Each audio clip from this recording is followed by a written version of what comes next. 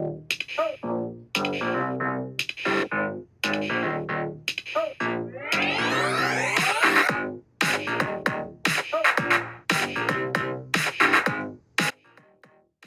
there, beautiful souls. I'm Colleen Lockoff. And I'm Meredy Lockoff.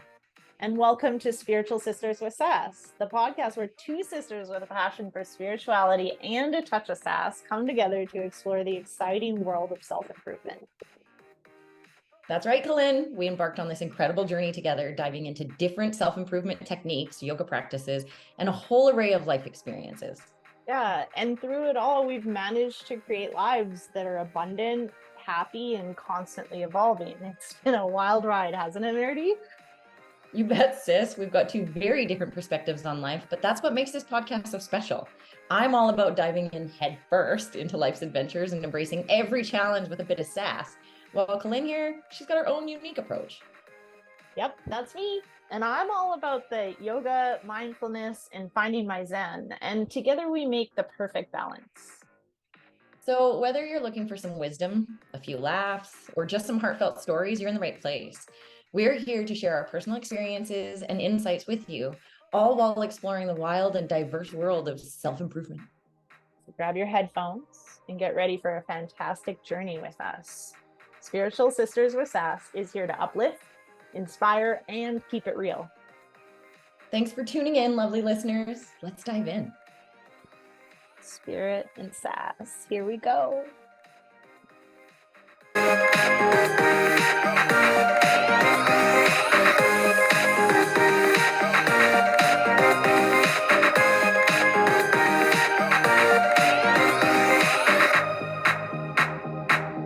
on.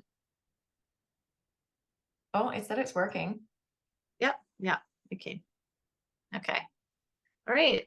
So, hi, Meredy. Hello, everyone. We are back today after a little bit of a break, and we are continuing with how we got here. So today is our dad story. Yes. I talk a lot about the subconscious mind and the deep-seated beliefs that we have that often we're not really aware of. And one of the ways that we can tune into where some of our stories came from is by what are some memories you remember as a child? And so around that work, figuring out what some of the stories are that I carry in the base of my mind is really a prominent story about my weight. I've kind of gone up and down in weight for a really long time, and it took me a while to figure out what it was. But whenever I go back to weight, the memory that comes up in my mind is a story of when I was 6 and I was driving in the car with Dad. I remember it was raining. I was in the front seat, no seatbelt because it was the 80s. And he said something about he said, you don't have to, don't worry if you're a couple pounds overweight. And that really created a story in my head that is I'm fat. Okay, so don't worry if I'm a couple pounds overweight because I'm fat. And I recognize that now, I wasn't. I was 6 years old. I don't even think I was chubby when I was 6 years old. But one of the things that I did talk to Dad about that again is that I was chubbier than you. Yes, I was going to ask you, where did that come from, though? Why did he initially say that? What was the basis of it? Because I feel like that wasn't the first time that kind of story had surfaced for us. Right. And this is amazing because I was doing the book called Calling in the One, and I wasn't literally to call in the one, even though in the back of my mind it was. I just remember one of my friends told me this is such a good book for personal development, give it a try. And so I did, and one of the chapters was what are the agreements that you have? And I'm well, I know these ones very well, right? I've got 3 main stories. I'm unlovable. That comes from the mom story, because I think of at that time, only the face a mother could love. The idea was that moms love their children. And then my messaging was, my mom doesn't love me, because that's how I felt. And then I don't belong because I didn't look like anybody else in the family, and people joked Yeah. about me being the mailman's child. And then the third one Yep. was I'm a fat piece of shit. And so I thought, well, this is an agreement. And I clearly made this with my dad when I was 6. So I messaged him and said, listen, I've done a lot of work around mom, but not you. So I am doing some work around you. And I just want to let you know, like, first and foremost, like, I don't want to keep this fat agreement anymore. You know, I have dealt with my weight up and down for my entire life, and I remember this story, and I tell him the story. It was pretty amazing because he said to me, yeah, I remember. Like, he remembered the day too. Yeah. And he said, you know, by that time, people were already talking about how Meredith should be a model. It was very like competitive, I guess. I mean, we didn't know it yet, but it did become. And he said that, you know, people were already saying that Meredith should be a model. She's so beautiful. And like, you didn't look like her. And it was clear that, you know, you had a different body type.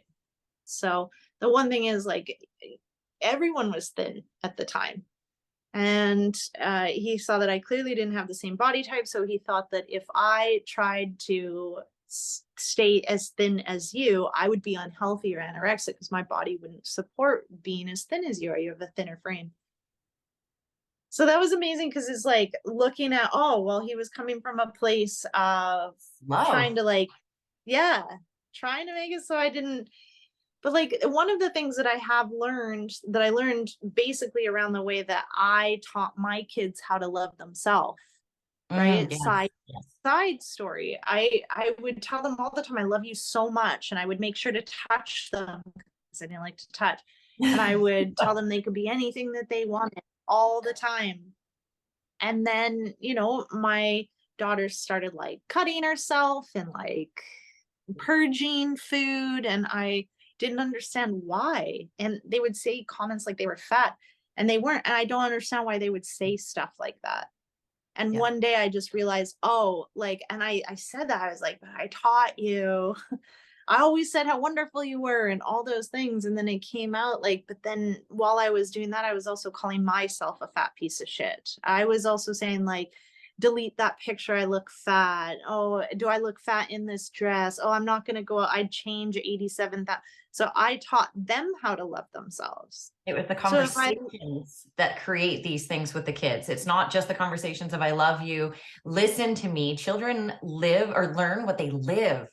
They learned by example instead, and not seeing that, I totally get that because we're unconscious of it.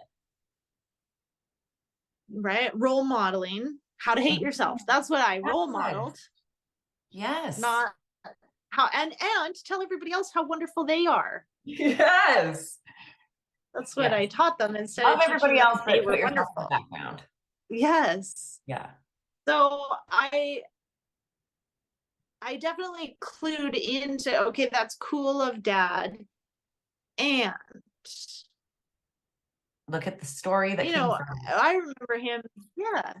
I remember him though, when he told me that there was a woman he was in love with. I won't say the name. Yeah. And that she had the most beautiful body. Like, she had the perfect body, I know exactly right? who you're talking about. Yep. She was 6 feet tall. She was like 99 pounds. She was Yeah. literally skin and bones. Yeah.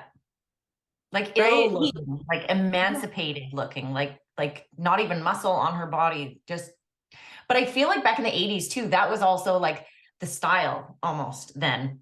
Like fitness and gym wasn't a thing. It was the thinner you are, the better you are. I call them skinny fat, which is not to be offensive, but I was what I call skinny fat. Like, Well, now what I like to, like, even put it out, it's just like healthy. There's healthy and unhealthy, right? yeah, Like, so what you're saying is skinny fat is really like people that are sedentary but still thin. yes, And yes, then it doesn't matter your age, your weight, or what you look like. The idea is, like, are you active? Because that's what's important to yes, keep your circulation going and your immune yeah. system functioning. So he also said, like, the perfect woman has a thigh gap. he Yep. also commented on women that weren't that big and called them fat. And when I was there with you last time, a joke popped up in my head that he had told many of his friends and me specifically, like, what's the useless skin Oh, yeah. called around the vagina, the woman. Yep. So based on like, okay, I get what he was saying and I appreciate the conversation and I appreciate like where that came from and I appreciate recognizing like, whoa, shit, I just ran with that for till I was 44. Well, it was more like 42 because then things Yeah. started to change after that. But like,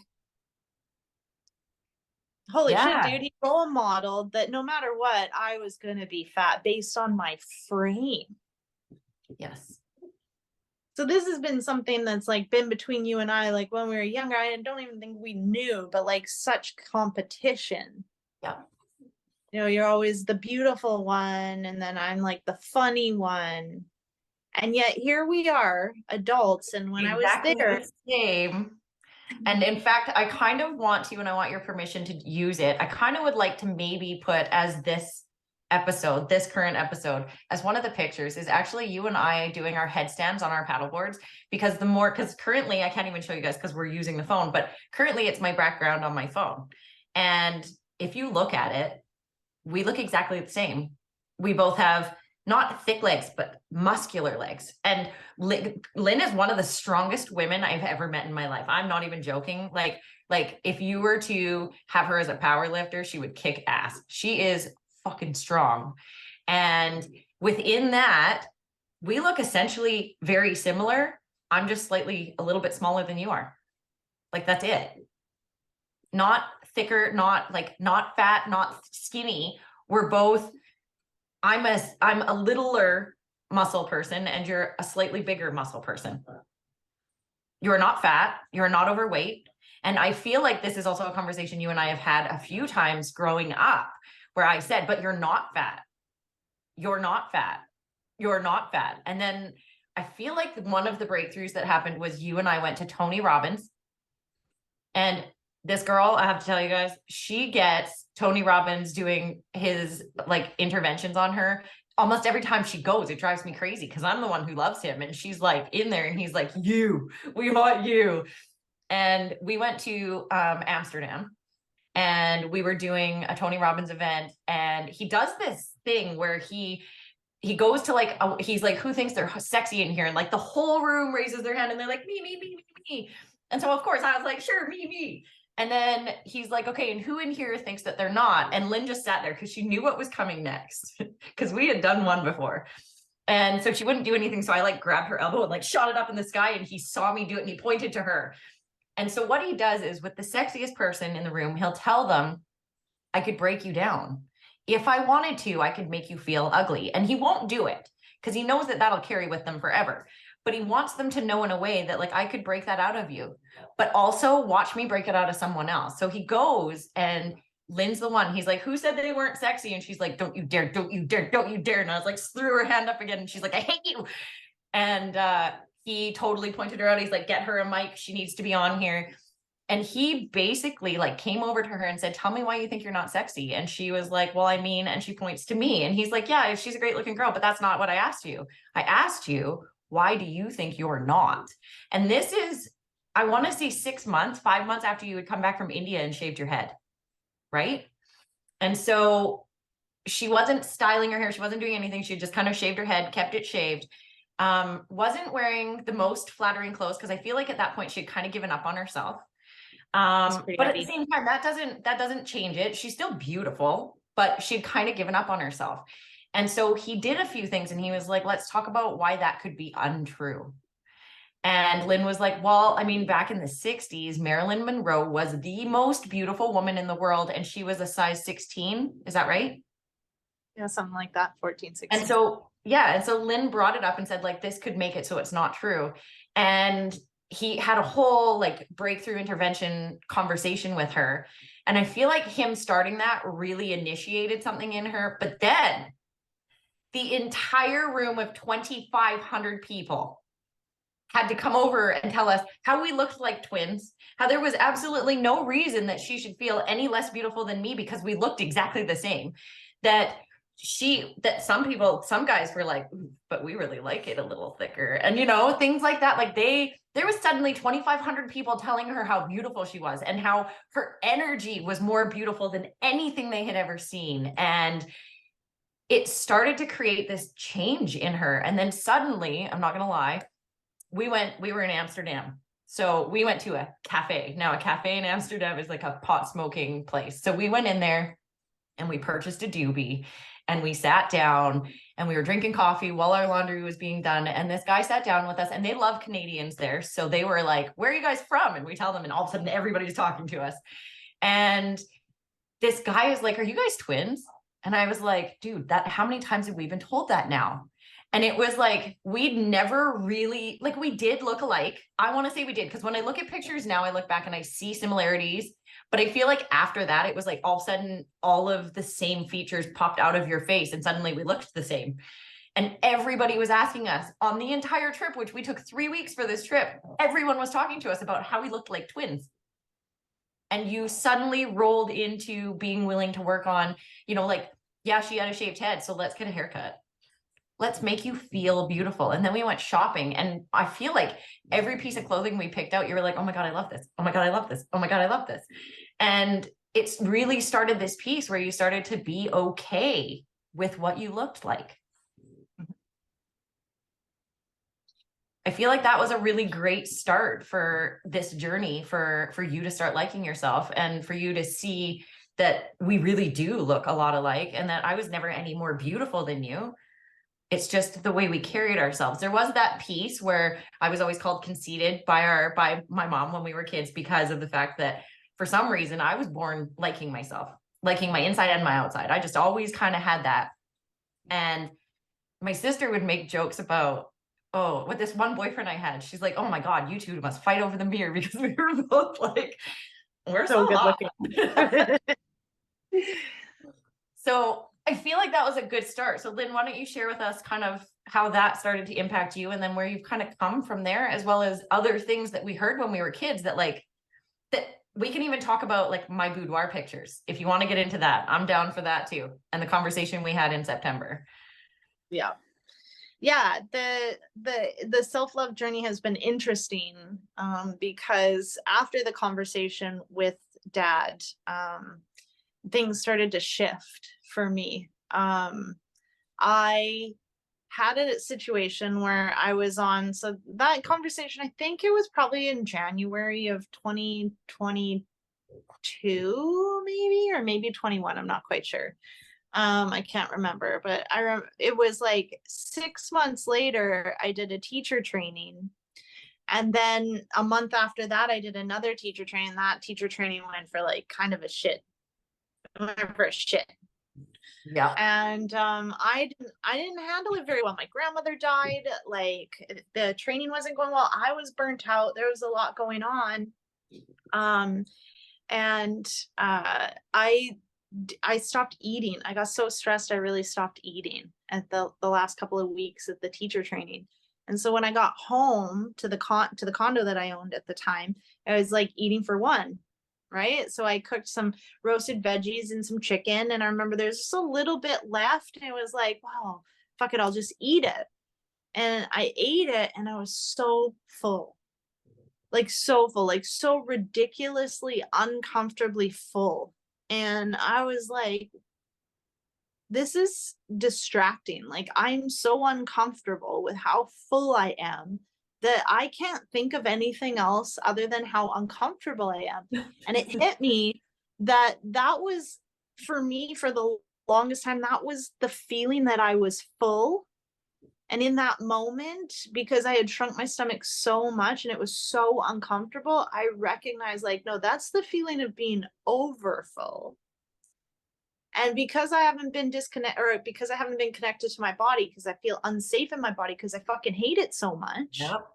I've never taken any cues from it. So I immediately, like, okay, thank you for the stomach shrinking. But from that moment on, my eating changed. I didn't want to eat all the time. I'm like, we eat so much. I'm just constantly in this like heavy, sluggish phase of having eaten too much.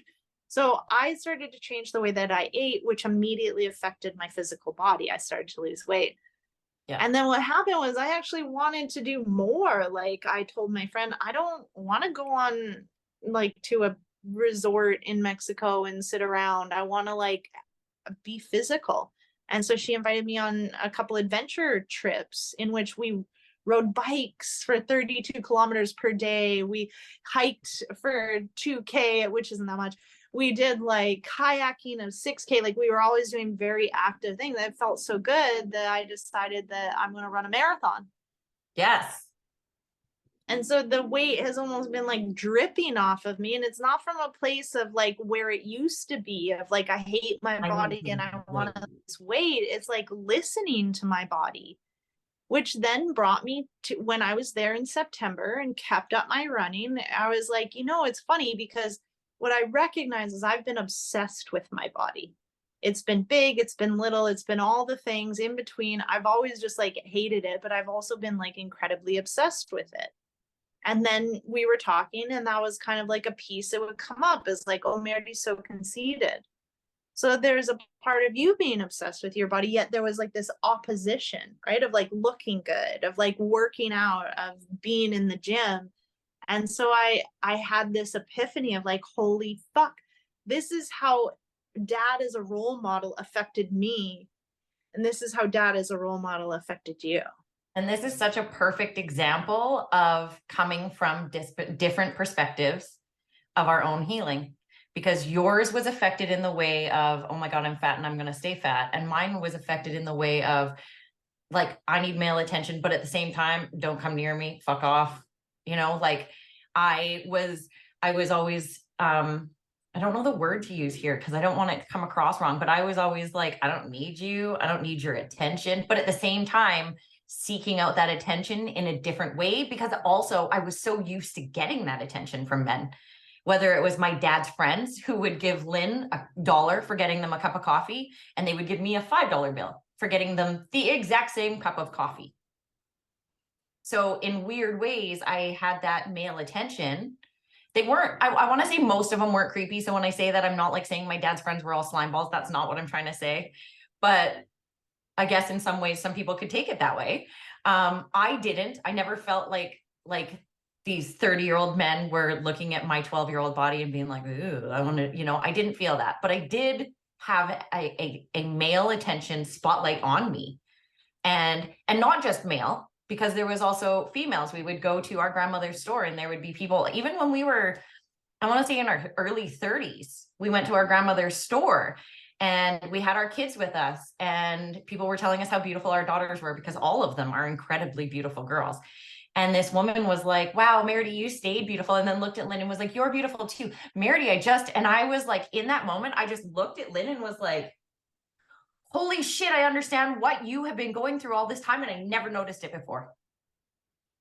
And it was unfair because when we're there again, we look very similar. Yes, now we both have short hair, but we still look very similar. So it was a really interesting thing.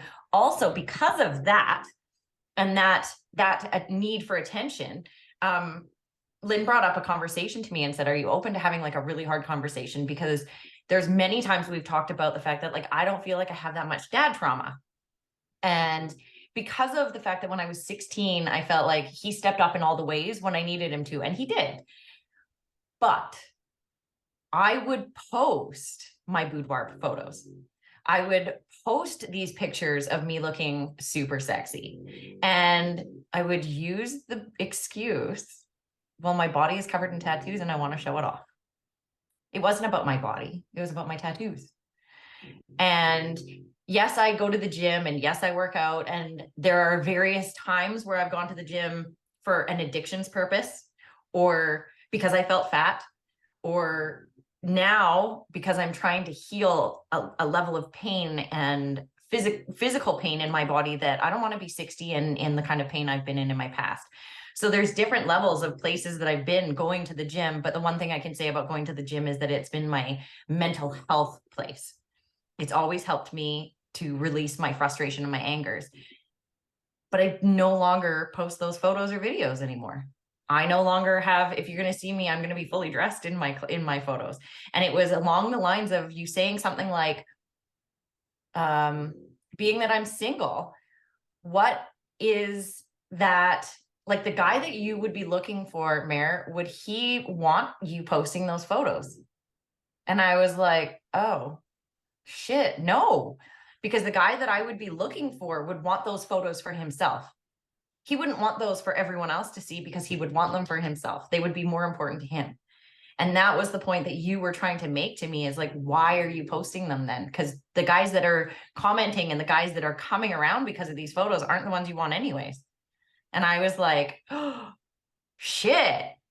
I mean, that was a hard conversation to have, because you really have to look at yourself and look at why you're doing what you're doing. And it felt gross. Like, it felt pretty gross, but I was able to look at myself and be like, you know what, Lynn, you're right. Now I can see some of that trauma from the things that I heard. And it was just so interesting because the same words that would go to Lynn would go to, this is why you're not perfect, and almost go to me as, this is how you become perfect. Yeah. 100%, like nailed it. Yeah. So it ended up being a really great conversation that even she didn't want to have, because she brought it up to her fiance and was like, hey, I feel these. And he was like, why aren't you talking to your sister about it? And she was like, that's a really hard conversation to have. And he was like, you guys have hard conversations all the time. Have the conversation. And we did. And it was actually I'm really glad that she brought it up, because it brought up so many things for me to look at. Mm-hmm. So, yeah. And I feel like too, when we're talking about these things, there is very different traumas between the two. And it's not that, like, another piece of dad was that he wasn't really around as much. Not that he abandoned us, but all he did was work. Mom, all she did was work, but she worked from home. So we saw mom all the time and we were always in her face, and we didn't see dad as much. So there's a bit of that like difference in the trauma. And I'm not saying that like one person was a worse person than the other, but I feel like for me, I've been able to have conversations with my dad and work through some of the trauma that I've had with him. And if there was an issue, I've always been able to call him and be like, look, I'm pissed off about this. And then we have a conversation.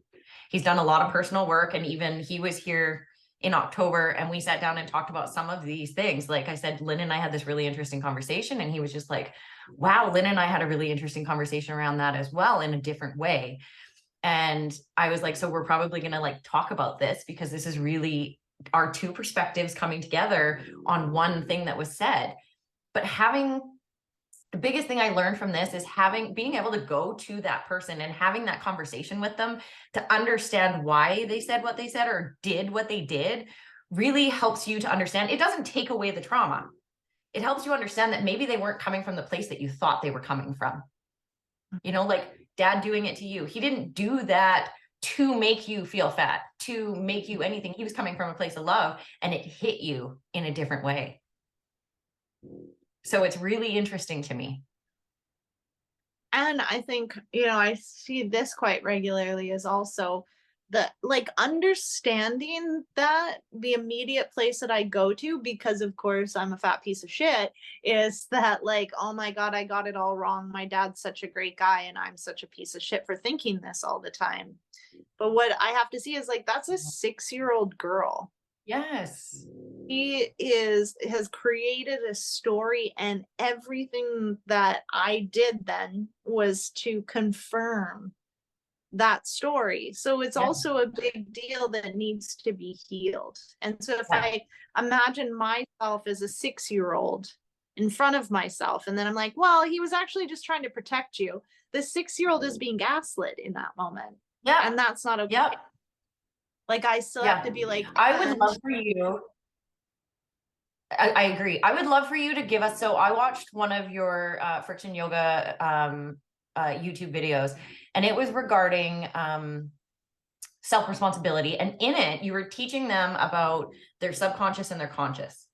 Can you kind of give us a little bit of that right now? Because this feeds so perfectly into what we're talking about right now in, like a little deeper, I guess, into how those stories that were in your subconscious surface as your conscious, and that you feed into those stories. Can you give us a little bit more? Because that video was really insightful. Yeah.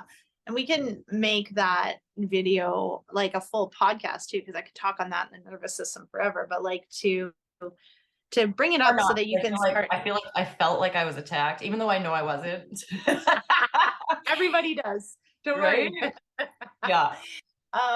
I think that this is a really great place to start. By the time we're done, this is finding out what it is that your stories are, because there's Yes. about 3 main ones. And everything that you do is circled around that. And if you're not aware of it, then unfortunately you're doing it and you're not aware of why. So, you're a baby and you're born.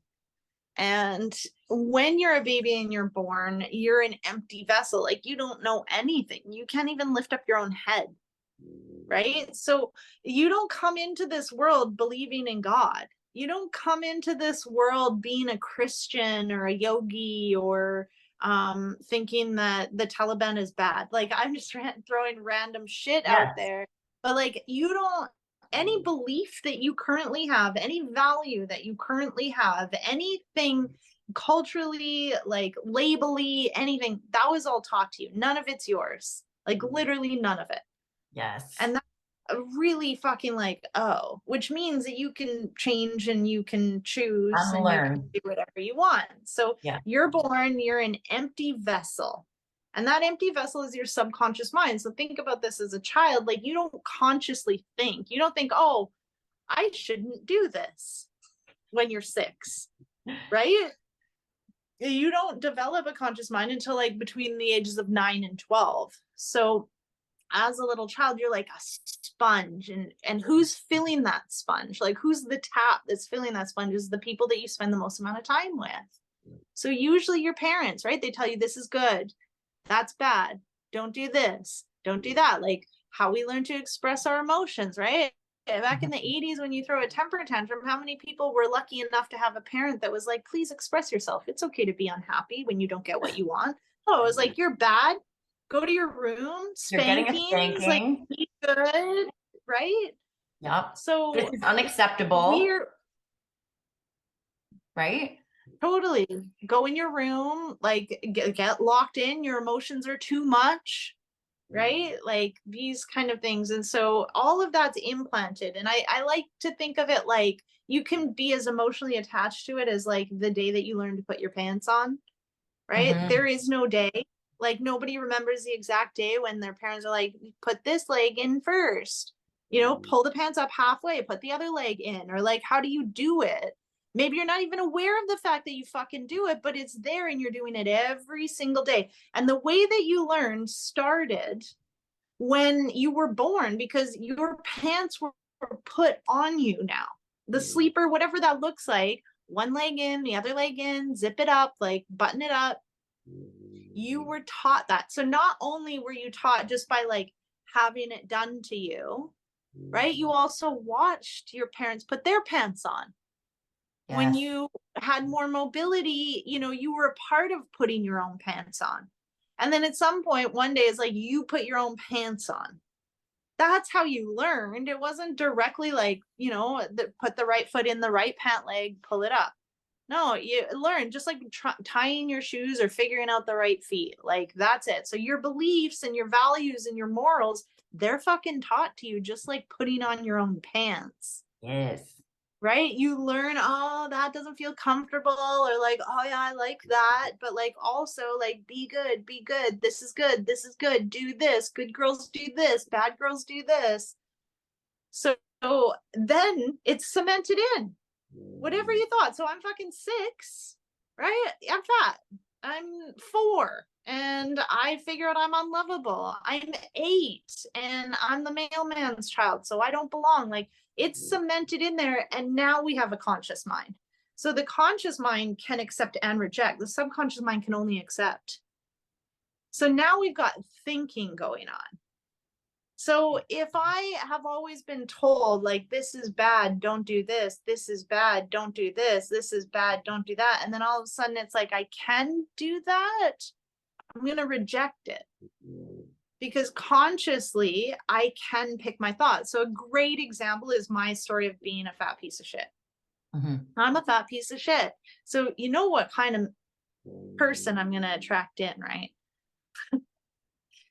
I mean, this before partnership, it would be friendships, right? And the idea is like, because that's a belief that I have in my head that's ingrained, the conscious thoughts that I'm going to accept are only the ones that actually like cement that I'm a fat piece of shit. So I'm probably going to be friends with skinny people so I can be fatter than them, Yep. right? When I get a partner, I'm going to get a partner that like, I don't know, settled, but like checks out porn mags of tiny women with big tits, like not me. So how is that working? Watches porn with, you know, porn stars of the 90s and the 2000s, which were very thin framed with big fake boobs Yep. and perfect everything. And that's what I'm competing against with my husband, right? Like, of course, I'm just like feeding every thought that I pick is like, if he says I'm beautiful, what I think is, what do you want? I Yeah. won't let in that thought I'm beautiful. He's just saying that because he wants something. I'm a fat piece of shit. I know this. You know this because clearly you're not watching chubby girls fuck, Yes. right? And then moving on, like from there, like what kind of people am I going to pull into my life to continue to cement the story that I have until I'm aware of the story? Yes. And this is it, like your ego, those places, those memories, that's where you stop. So when we move into like a trauma response of like, I'm in a fight and I don't know, someone says something about what I look like, I'll immediately be triggered to be back and act like a 6-year-old Yep. because that's where I got caught in my growth around this certain thing. And the gift, this is personal responsibility. The gift is this is us allowing to see where we're at. Oh, look at it. You just think you're a fat piece of shit when your partner tells you that you're beautiful. Maybe there's some healing that could happen here. Yes. But we don't see it that way. Instead, we make up stories and fights, but we're not even going to get into that. So, like, the very first thing that we can do to start to make a big shift in our lives is to figure out what our stories are. Because if I say I want $1 million, right? The universe is like, babe, yes. Yep.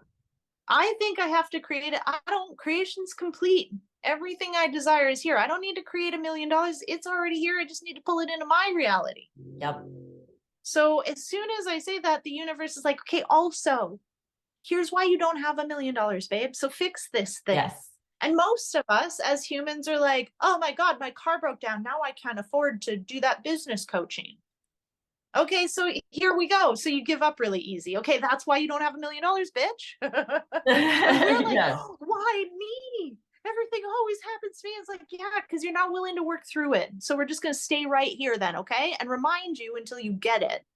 And so really getting it is like the opportunity to look at the stories and change the stories. So that's it. Like, Do you know what's really interesting about what this has just brought up for me, which I don't know if, I mean, I feel like I've acknowledged it before, but I didn't acknowledge it until just now, which is super cool. right? My whole life, and I know you've heard me say this before, I don't even have to try to get an A-. I don't have to try. I never really had to put effort in. I never really had to study too hard. You know, like I just had that intelligence level. I never had to. So now I'm looking at this going, oh, like right in this moment, I'm going, oh, when I have to work harder at it, I get irritated. And what I'm referring to, and you'll totally get this, is within my addictions business, I have been doing some follow-ups. And COVID has really put a kink in my success rates, I have to tell you. Like blown me away, made me be like, why am I doing this? What's the purpose? You know, like it's made me question it for sure. That being said, it's also taught me a lot. It's taught me where I can improve my business, how I can really reiterate to people, like, I'm offering you follow-up support. I'm offering you follow-up treatments. You didn't just come in for this quick fix. So, and I even sent something to my social media guy saying, like, how can we make this more realistic? Because yes, we have 95% success rates within the gold package and the people who use the support and the 4 treatments. But the reality is that my 95% success rates are probably in less than 50% of the people, because only 50% of the people are using the treatments and the service the way they're supposed to. So how can we put this as a realistic smack in the face of, yeah, I have incredible success rates if you do the work? For me, it's like walking into a gym, paying for a membership, and then walking out and being like, well, I'm still fat, so give me my money back. Right. Right. Like, it doesn't work that way. And not just that, but you don't go into a rehab center and then leave and go, oh, I used again. Can I have my money back? So it's really, this though is bringing all of those up to the surface for me but I've never had to really try to accomplish an A-. And yet, how hard does the majority have to work just to get to that A-? So when I put my effort into something, I'm at an A+. Most of the time though, I was so tired of being nagged at and poked at and shit that I just do just the bare minimum. Well, for me, the bare minimum is an A-. For the majority of people, because we both were given the gift of a genius IQ, the majority of people, they don't put effort in and they're at maybe a C+, right? So now looking at this, I'm not trying to be rude. It's like No, thumbs up. The new iPhone update, man. I don't even know. But so for me, looking at like, how can I support these people in getting from an A+ or from a C+ to an A- or an A+? How can I help those people? How can I make that real for them? So it's kind of a beautiful thing. Like, go figure, the universe aligned this conversation to happen, because I've been really struggling with this, and the people who are suffering, or the people who aren't, they weren't successful. That being said, all of them I've offered. Anybody who said no, I send up a follow-up message that says, I just want to, no pressure, but I want to throw it out there that if you want to come back, I'm willing to give you a discount, like a decent discount on this. And do you know that probably 85% of those people have said yes? Well, if the treatment didn't work for you, then why would you say yes? Because clearly they felt something, but they weren't ready. And maybe they're going to come when they feel more ready. So by that time, I will have also found some more ways to improve myself and my business. But thank you for that conversation, because I think that's going to help a lot of people understand things. And again, that just brought up another belief story that I have in my life. Like, this one was more of a positive belief, but there are you said the 3 main ones that are negative. And then you're probably also going to have 3 positive ones as well. Am I wrong?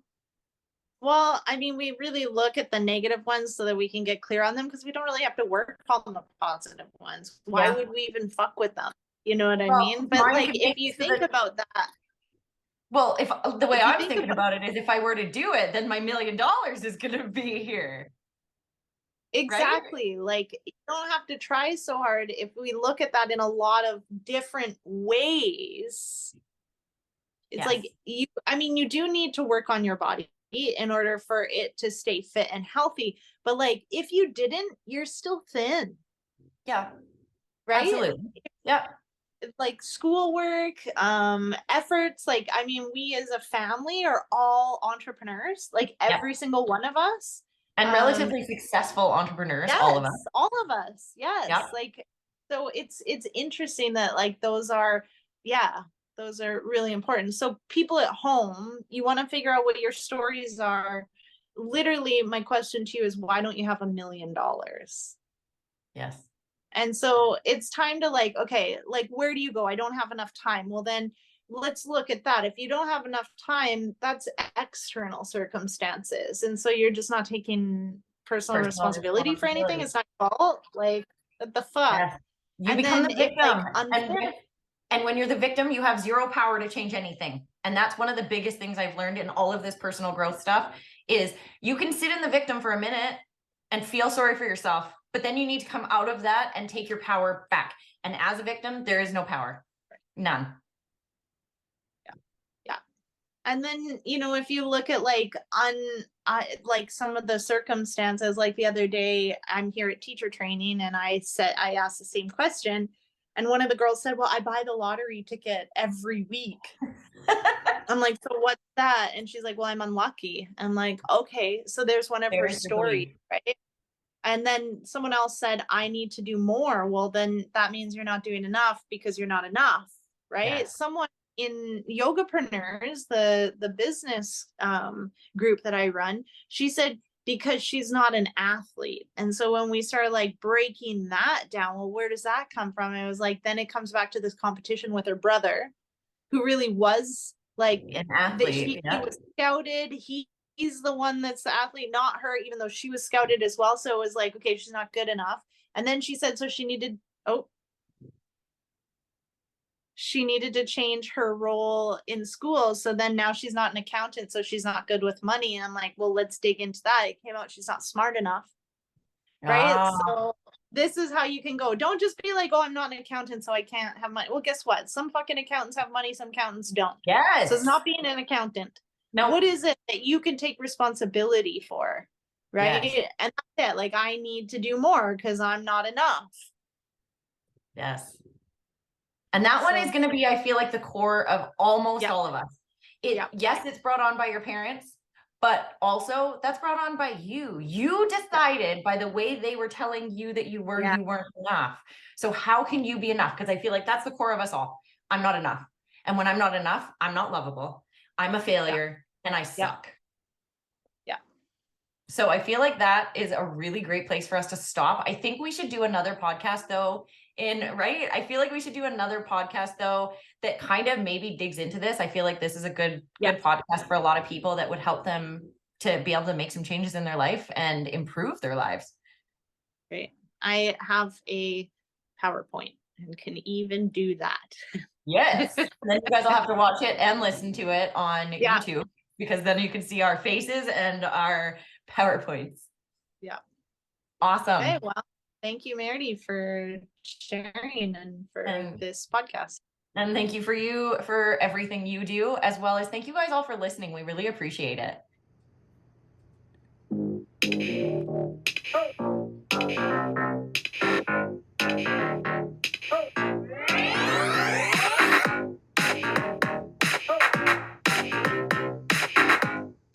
Thank you for joining us on this spirited journey today.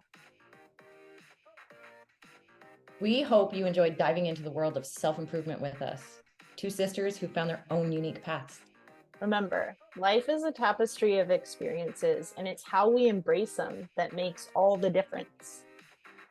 So whether you're on your yoga mat, exploring mindfulness, or simply navigating life's twists and turns, always keep that spirit and sass alive.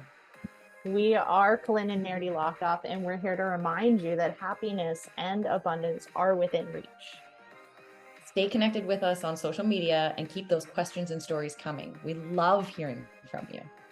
Until next time, beautiful souls, keep doing the work, keep sharing your experiences, and keep living a life that's authentically you. And never forget to add a little extra sass to your day. Spirit and sass, always. Oh.